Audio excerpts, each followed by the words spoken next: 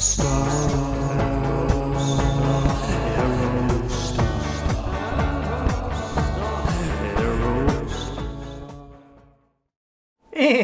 welcome back to Janky AF and Year of the Aerostar, episode 39. Well, I just want to say real quick, thank you to everyone who watched my last video, my slightly less brief introduction to my 1986 Ford Aerostar. I will say it got most views I've ever gotten in a video in one day, so I really appreciate that. Janky do thanky, and if you haven't seen it, if this is your first time here, please do go check it out if you would. So that was about my real life Aerostar. Now let's get to another Aerostar out there in the wild. I wore a camouflage shirt today. Now it is green, which we'll see will make sense in a second. But, you know, sometimes in a listing for a vehicle will be disguised or camouflaged within it a great piece of writing. And that's, I don't talk about it all the time, but if you go back and watch like my first introduction video, part of the Year of the Aerostar is obviously to document Ford Aerostars for sale, but it's also as something of a commentary on internet classifieds, we'll call it broadly. It used to be Craigslist a lot, and now Marketplace has taken over in certain areas anyways. It seems like more rural towns, people aren't using Craigslist as much. But I'm fascinated with sort of online classified culture because it really says a lot about a person. And I always say, like, you know, when you're buying a car from a private individual, you're buying that person as much as you are buying the car, insofar as you're buying their reputation, you're putting your trust in what they're saying as being accurate. And it's not about buying a car that's perfect or buying a car that's, you know, in immaculate condition. It's just about buying a car that is accurately described so you can come to a negotiated fair price on it and everyone knows what they're getting out of the deal. So with that lengthy introduction, I will present to you a 1997 Ford Aerostar listed for just $1,100 in Carrollton, Ohio. Another Ohio Aerostar, and this is becoming a theme now. The fella, and I forget some terrible names, Jason maybe, that commented, who owns 5 Aerostars, recently just made another comment that he's owned over 20 in his lifetime. So, you know, maybe it's just something in the water in Ohio that, you know, produces a great love for Aerostars. Whatever it is, I appreciate it.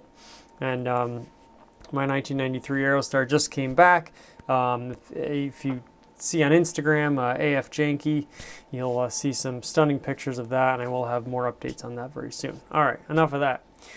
So, driven 168,000 miles, automatic transmission, exterior color green, interior color gray. The fuel type is gasoline, and we have a lovely big Chevy 3500 or maybe GMC 3500 dump truck.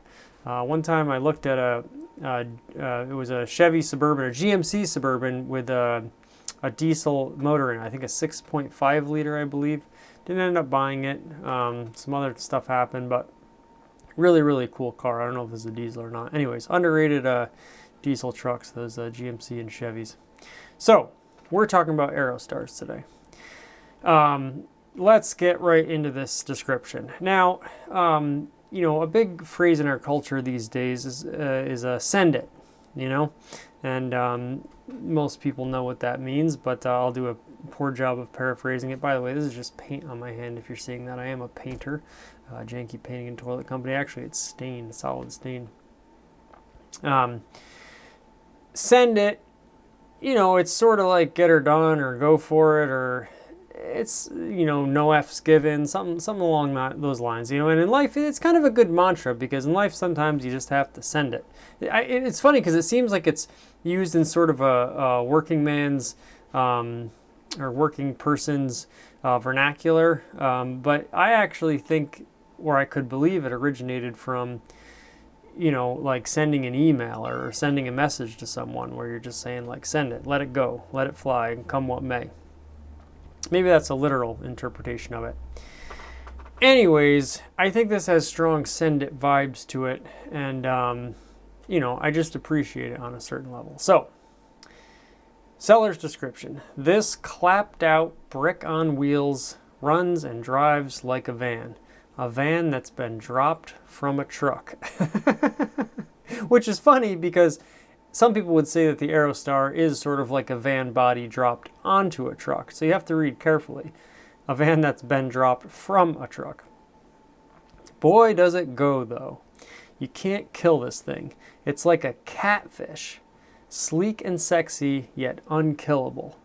It doesn't have heat because I tied the heater core lines together when it started leaking. So right there, I mean, just, you know, there's no, it's hard to interpret this post as anything but honest, you know, and this is the essence of janky. I mean, this thing is so janky. It works. You can't kill it. It's always going to be functional, but just about everything's wrong with it at the same time. And I love that because, you know, at the end of the day, you need to get from point A to point B. And as one Craigslist post I saw said one time, just don't try to drive to point C. New stuff. Heater core, brake pads, wiper wash pump, vacuum lines, one tire. I always love when you replace just one tire, probably a flat. Low points.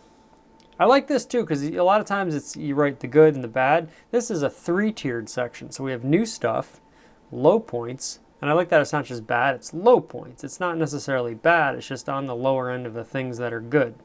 No heat, as we mentioned before. Rear door doesn't like closing, so I don't use it. Well, that's very, you know, conscientious of you. You're not disrespecting its wishes. It doesn't want to be closed, so you don't close it or use it. Likes to squeak like a dying rat. A very descriptive description, you know, if that makes sense. You know, you really, his imagery is his or her imagery is very, very good, and I really appreciate that. A lot of animal sort of, you know, references being made or life forms. Aquatic or land dwelling. Now, I don't know if that squeaking is, you know, it's funny, on my 86, I just started to get a little squeak, and I think it might be one of the belts. So it could be that, or your power steering pumps in these Aerostars, and a lot of Fords are known for being like sort of very loud and squeaky, so maybe it would be that. You have to get in touch and see. And then a third column after new stuff and low points. Sexy points. Wow. And I do love anytime someone refers to an Aerostar as sexy. Now, in an old ad campaign for the Aerostar, one of the things they said you could do in the Aerostar, amongst the vast amount of things, was escorting ladies. Escorting ladies. So it said, you know, playing the market, going out to dinner or whatever. Traveling with the sports crowd. Playing the market. Escorting ladies. Escorting ladies, and they said that. And so me and my friend, and shout out to Sticks, we would always talk about escorting ladies in an Aerostar. And you can escort ladies in an Aerostar. I have done it myself. You know, I will say I'm a lucky fella, but my lady likes to be escorted in an Aerostar. So, you know, what more can you ask for? Okay, so the sexy points of this particular Ford Aerostar. A van designed after the space shuttle. Accurate. A star of aerodynamics. Also accurate. 0.37 drag coefficient, which, as I've heard, I keep repeating this story, I hope it's actually true, but was actually more efficient than the Fox body Mustang of the time.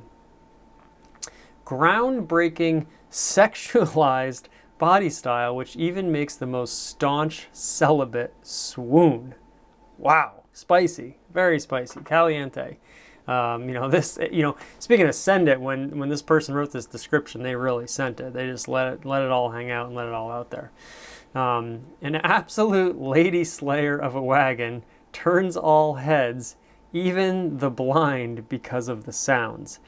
And, you know, this person should be a comedian, because what they did there was they have all these tags, and they keep, you know, on this premise of the Aerostar being this, like, sort of sexy, unkillable god or goddess. You know, they mentioned the sounds earlier, how it's noisy like a dying rat. And they somehow turn the squeak of a dying rat into being a sexy thing. And then at the very end, they bring it all back home by saying, an absolute lady slayer of a wagon, turns all heads, even the blind, because of the sounds.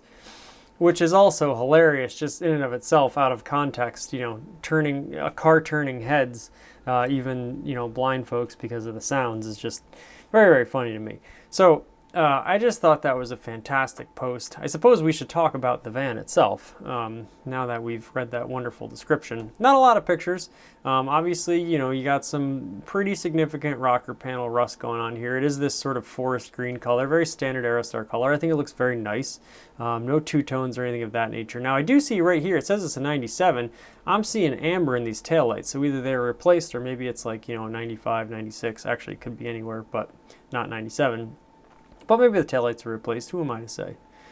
That's a very possible thing. But of course, the 97 taillights only had the red and the white and not amber. That's a fun little Aerostar fact. Looks like your muffler is dragging extremely low, or your tailpipe, that is, which would indicate the muffler is probably dragging pretty low too. And boy, that's like nearly touching the ground. That thing is dangling. And I'm sure that's leading to probably some of the sounds that are emanating from this beast as well. But a good looking van nonetheless. The back, if anyone's going to buy this, they got their work cut out for them. Either they're getting a bunch of free crap with their Aerostar, or the owner is going to have to do a major clean out. I will note that the rear struts seem to be working great, which sometimes, you know, on any car, but at least on my 86 is sort of a weak point. I do have to replace those at some point. Granted, they're almost 40 years old, but holding up well there. Looks like we have a myriad of stuff. I can't even tell, some green shelving. Actually, I would keep that if I bought this vehicle. Some nice antlers, again with the animal theme, which is very interesting. Some tables, chairs, some other stuff. I mean, you get a good sense of just how much stuff. Little subwoofer there, boots, birdhouse, a cooler. Very interesting menagerie of things. Some foam pads, looks like. You get an idea of how much stuff you can fit, even in a, you know, standard length or quote-unquote shorty Aerostar. Just a lot of room. Your rear bumper's in good shape, and it looks like you do have a tow hitch attached too. And of course, the Aerostar with a factory-rated 5,000-pound towing capacity, which is very, very good. If you look at modern SUVs, crossovers, even some light trucks, a lot of times you're not getting above 2,000, 3,000 pounds. And the Aerostar, so Ford claimed, could tow 5,000 pounds, which is really impressive when you think about it, for how, you know, old this van is nowadays and what other sort of light-duty commercial vehicles are able to, or, you know, passenger civilian vehicles are able to do, for that matter. Beautiful taillights. And you get a good, you know, you don't have to often see the Aerostar with the liftgate open. I often like seeing vehicles with the you know, doors open and stuff, because it's just another, you know, functional yet aesthetic lines. I like how, you know, you see the back, it's nice and square. It also has a fairly low entry point to lift something into the rear, which I really appreciate. Very practical. And then it swoops out and wide. Boy, you really can fit a lot in the back of these things. And I like how the taillights sort of, and then this rear fender area just sort of stand on their own, very tall and proud. And I just quite like that little sort of design feature. The tailpipe doesn't look quite as low here, but it's still dangling.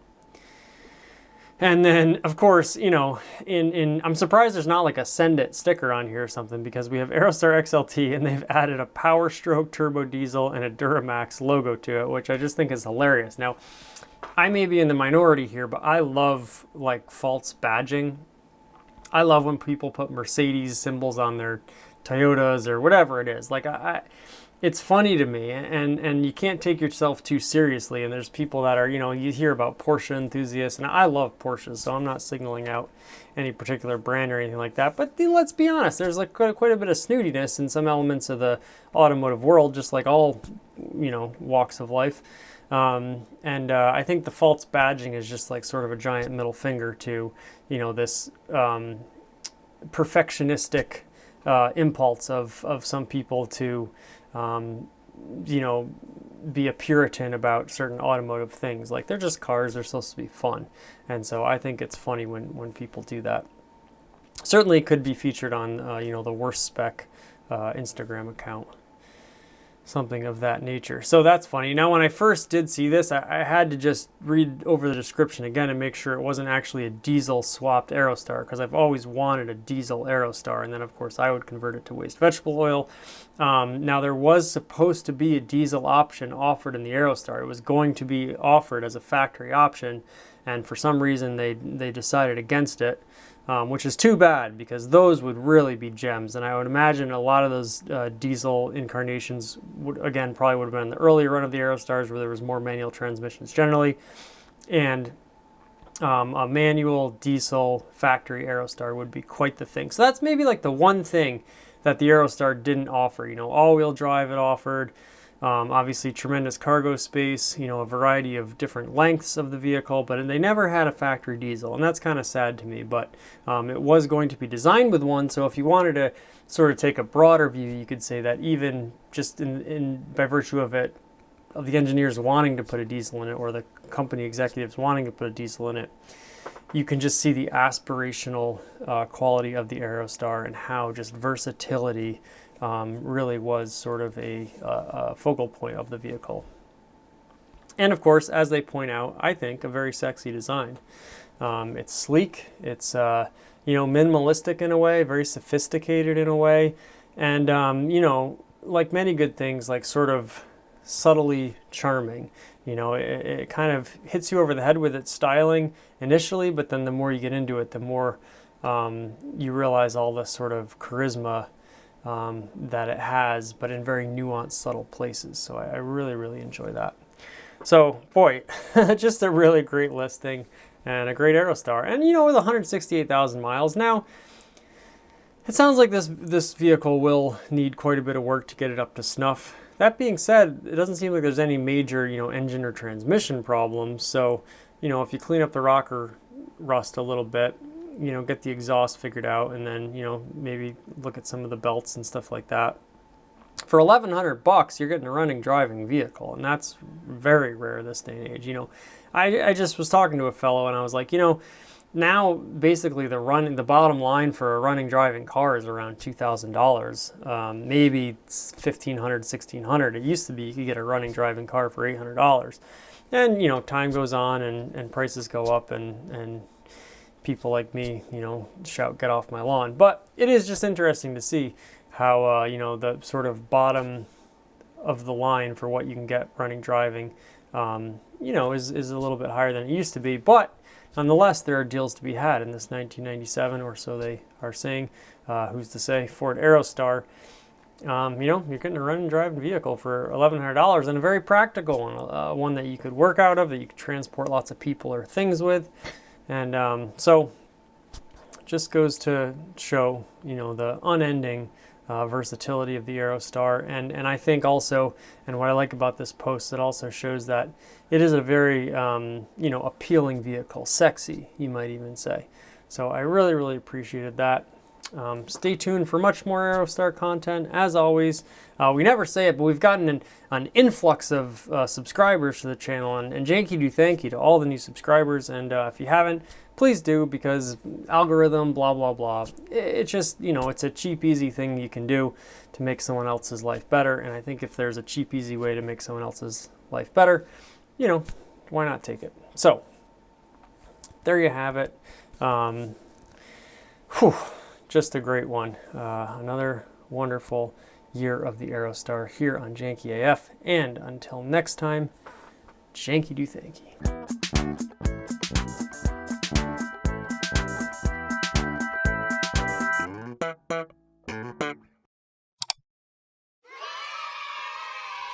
One small step for man, one giant leap for mankind.